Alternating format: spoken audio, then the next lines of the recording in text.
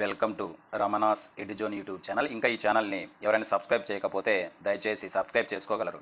ఈ చిన్న వీడియోలో మనము ఈవో గ్రేడ్ 3కి సంబంధించి రెండవ పేపర్లో భాగంగా మనకు రెండవ చాప్టర్ ఏంటి మనకు మహాభారతం మీద కొన్ని ముఖ్యమైనటువంటి అంశాలను ఒకసారి మనము చర్చించుకుందాము. ఇక్కడ మనం బాగా గమనిస్తే ఇక్కడ చూడండి ఒకసారి మహాభారతం కూడా మనకు ఇతిహాసంగా గుర్తుపెట్టుకోండి. మనం ఇక్కడ రామాయణము అదేవిధంగా మరియు మహాభారతము మనకు సంబంధించినటువంటి ఇతిహాసాలుగా మనం గుర్తుపెట్టుకోవాలండి. ఓకేనా? అయితే ఇక్కడ ఈ మహాభారత రచించిన వ్యక్తి ఎవరు మనకు వేదవ్యాసుడు.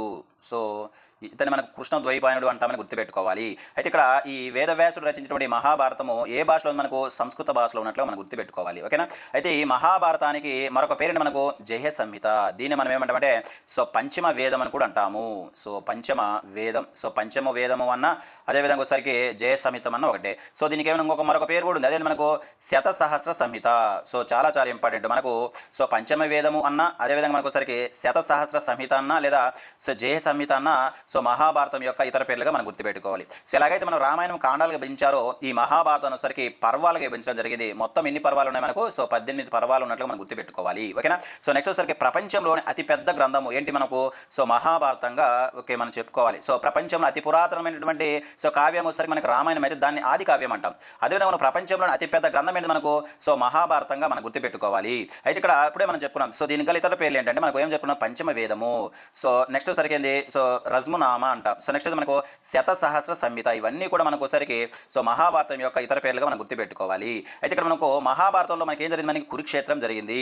అయితే ఈ కురుక్షేత్రం ఎన్ని రోజులు జరిగింది, 18 రోజులు జరిగితే ఈ కురుక్షేత్ర సంగ్రామం ఎవరి మధ్య జరిగింది మనకు కౌరవులు అదేవిధంగా పాండవుల మధ్య జరిగింది అనమాట. అంటే మనకు అన్నదమ్ముల మధ్య జరిగినటువంటి మహాయుద్ధమే మనకు కురుక్షేత్ర యుద్ధంగా మనం ఎగ్జామినేషన్ పాయింట్ ఆఫ్ లో గుర్తుపెట్టుకోవాలి. అయితే ఈ కురుక్షేత్రం ఎక్కడుంది, ప్రజెంట్ మనకు హర్యానా స్టేట్ లో ఉంది. ఎక్కడుంది మనకు హర్యానా స్టేట్లో ఉన్నట్లుగా మనం ఎగ్జామినేషన్ పాయింట్ ఆఫ్ లో గుర్తుపెట్టుకోవాలి. అయితే ఈ కౌరవులు అదేవిధంగా పాండవుల యొక్క వంశం పేరేంటి మనకు కురు వంశంగా మనం గుర్తుపెట్టుకోవాలి. ఓకేనా? అంటే మనకి ఇక్కడ కౌరవులు అదేవిధంగా పాండవుల యొక్క వంశం ఏంటి మనకు కురు వంశంగా మనం ఎగ్జామినేషన్ పాయింట్ ఆఫ్ లో గుర్తుపెట్టుకోవాలి. ఈ యుద్ధం వచ్చరికి క్రీస్తు పూర్వము 3000 నుంచి 1000 మధ్య జరిగినట్లుగా మనము గుర్తుపెట్టుకోవాలి. అయితే ఇక్కడ ఇప్పుడే మనం చెప్పుకున్నాం ఈ పోరాటం ప్రస్తుతం ఎక్కడుంది మనకు హర్యానాలో ఉన్నటువంటి కురుక్షేత్రంలో జరిగిందని చరిత్రకారుల యొక్క అభిప్రాయంగా మనం గుర్తుపెట్టుకోవాలి. మొత్తం కురుక్షేత్ర యుద్ధం ఎన్ని రోజులు జరిగింది మనకు 18 రోజులు జరిగింది. చాలా చాలా ఇంపార్టెంట్ మనకు.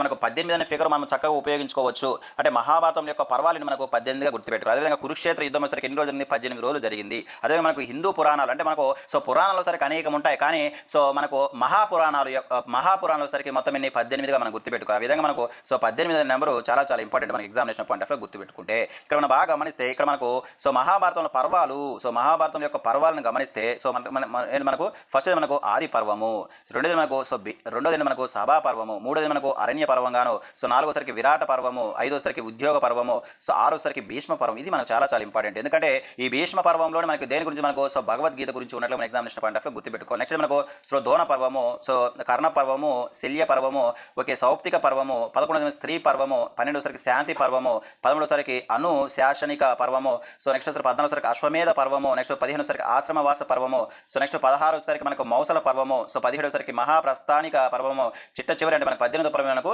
స్వర్గారోహణ పర్వంగా మనం గుర్తుపెట్టుకోవాలి. అంటే మనకి ఇక్కడ మొదటి పర్వం ఏంటి మనకు ఆది పర్వము ఆది పర్వం అయితే చిట్ట చివరి పర్వం ఏంటి మనకు స్వర్గారోహణ పర్వంగా మన ఎగ్జామినేషన్ పాయింట్ ఆఫ్ లో గుర్తుపెట్టుకోవాలి. ఒకసారి మనం ఇక్కడ గమనిస్తే ఈ కురువంశం అంటే మనకు ఈ కురువంశం వస్తారు ఒకసారి మనం బాగా గమనిస్తుండే. ఇక్కడ ఈ కురువంశం ఏం చెప్పుకున్నాం మనకు పాండవులకు అదేవిధంగా కౌరవులకు పూర్వీకులు ఎవరు మనకు శాంతసేనుడు. చాలా చాలా ఇంపార్టెంట్. అంటే మనకి ఇక్కడ ఈ కురువంశాన్ని గమనిస్తే పాండవులకు అదేవిధంగా మనకు కౌరవులకు పూర్వీకుడు మనకు శాంతనుడుగా మనం గుర్తుపెట్టు. శాంతన మహారాజు శాంతసేనుడు, ఇతను మనకు శాంతనుడు కూడా అంటాం, శాంతసేనుడు. అయితే ఇక్కడ ఈ శాంతసేనుడికి వచ్చేసరికి ఇద్దరు భార్యలు అండి. ఎవరు మనకు గంగాదేవి. ఈ గంగాదేవి యొక్క కుమారుడు మనకి ఎవరు మనకు భీష్ముడుగా మనం గుర్తుపెట్టుకోవాలి. చాలా చాలా ఇంపార్టెంట్. నెక్స్ట్ వచ్చేసరికి సత్యావతి. ఈ సత్యావతి యొక్క కుమారులు ఇద్దరు ఉంటారు. ఎవరు మనకు చిత్రాంగదుడు అదేవిధంగా విచిత్ర వీరుడు అని గుర్తుపెట్టుకోవాలి. మనకు విచిత్ర వీరుడు అదేవిధంగా చిత్రాంగుడు వచ్చేసరికి మనకు సత్యావతికి అదేవిధంగా మనకు శాంతాసేనుడికి పుట్టినటువంటి సంతానంగా మనం గుర్తుపెట్టుకోవాలి. అయితే మనకు ఇక్కడ ఈ చిత్రాంగుడు చనిపోతాడు పెళ్లి కాకుండానే. అయితే ఇక్కడ విచిత్ర వీరుడికి ఇద్దరు భార్యలు ఉంటారు. ఎవరు మనకు అంబిక, నెక్స్ట్ వరకు అంబాలికను గుర్తుపెట్టుకోవాలి. ఈ అంబిక యొక్క కుమారుడు ఎవరు మనకు ధృతరాష్ట్రుడుగా మనం గుర్తుపెట్టుకోవాలి. గుడ్డివాడు అనమాట. ఓకే. నెక్స్ట్ అంబాలిక, ఈ అంబాలిక కుమారుడు ఎవరు మనకు పాండురాజుగా మనం ఎగ్జామినేషన్ పాయింట్ ఆఫ్ లో గుర్తుపెట్టుకోవాలి. ఇక్కడ మనం బాగా గమనిస్తే పాండురాజు యొక్క భార్యలు ఇద్దరు ఉంటారు మనకు. ఎవరు కుంతీదేవి. ఈ కుంతీదేవికి పుట్టిన సంతానం ఎవరు మనకు ధర్మరాజు అదేవిధంగా మనకు వచ్చరికి భీముడు అదేవిధంగా మనకు అర్జునుడుగా మనం గుర్తుపెట్టుకోవాలి. అంటే మనకి ఇక్కడ ధర్మరాజు భీముడు అర్జునుడు సరికి కుంతీదేవికి పుట్టినటువంటి సంతానాన్ని గుర్తుపెట్టుకోవాలి. రెండో భార్య మనకు మాద్రి. ఈమె యొక్క సంతానం ఎవరంటే మనకు నకులుడు అదేవిధంగా మనకు సహదేవుడు. ఈ ఐదుగురిని కలిపి మనం ఏమంటాం పంచ పాండవులు అంటామని ఎగ్జామినేషన్ పాయింట్ ఆఫ్ లో గుర్తుపెట్టుకోవాలి. ఎవరు మనకు? సో ధర్మరాజు, నెక్స్ట్ ఎవరు మనకు? భీముడు, సో ఆ నెక్స్ట్ ఎవరు మనకు? అర్జునుడు, నెక్స్ట్ ఎవరు మనకు? నకులుడుగా మనం గుర్తుపెట్టుకోవాలి. చిట్ట చివరి వాడు ఎవరు మనకు? సహదేవుడు. వీళ్ళు ఐదుగురిని కలిపి మనం ఏమంటాం మనకు? సో పంచ పాండవులు అంటామని గుర్తుపెట్టుకోవాలి. అయితే ఈ పంచ పాండవుల యొక్క భార్య ఎవరు మనకు? సో ద్రౌపదిగా మన ఎగ్జామినేషన్ పాయింట్ ఆఫ్ లో గుర్తుపెట్టుకోవాలి. చాలా చాలా ఇంపార్టెంట్. ఓకే, ద్రౌపది సరికి సో ఈ ఐదు యొక్క భార్యగా మనం ఎగ్జామినేషన్ పాయింట్ ఆఫ్ లో గుర్తుపెట్టుకోవాలి. నెక్స్ట్ మనకి ఇక్కడ కౌరవులు.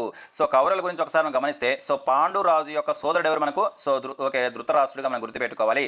ఈ ధృతరాష్ట్రుడి యొక్క భార్య ఎవరు మనకు? గాంధారి అండి. సో గాంధారి యొక్క సోదరుడు మనకు శకుని అనమాట. ఓకే, సో నెక్స్ట్ వచ్చరికి ఈ ధృతరాష్ట్ర యొక్క కుమారులు ఎవరు మనకు? సో ఎంతమంది మొత్తం మనకు? 1000 మంది, అంటే మొత్తము 100 మంది. సో 100 మంది సరికి కౌరవులుగా మన ఎగ్జామినేషన్ పాయింట్ ఆఫ్ లో గుర్తుపెట్టుకోవాలి. సో కౌరవులకు గల ఏకైక సోదరుడు మనకు దుశ్శలగా మనం గుర్తుపెట్టుకోవాలి. అంటే మనకు సో దుశ్శల వచ్చరికి కౌరులకు గల ఏకైక సోదరుగా మన ఎగ్జామినేషన్ పాయింట్ ఆఫ్ లో గుర్తుపెట్టుకోవాలి. ఇవి మనకు ఒకసారికి సో మహాభారతం మీద కొన్ని ముఖ్యమైన అంశాలు. సో ఇవన్నీ కూడా నేను మీ అందరికి కూడా సో ఉచితంగా ఇస్తున్నాను అనమాట. కాబట్టి ఎవరైతే సో నా ఛానల్ మొట్టమొదటిసారిగా ఎవరైతే చూస్తున్నారో దయచేసి నా ఛానల్ని సబ్స్క్రైబ్ చేయండి, లైక్ చేయండి. అదేవిధంగా ఇది కానీ మీ మిత్రులకు ఉపయోగపడుతుంటే తప్పనిసరిగా షేర్ చేయండి. ఇంతవరకు చూసినందుకు ధన్యవాదాలు.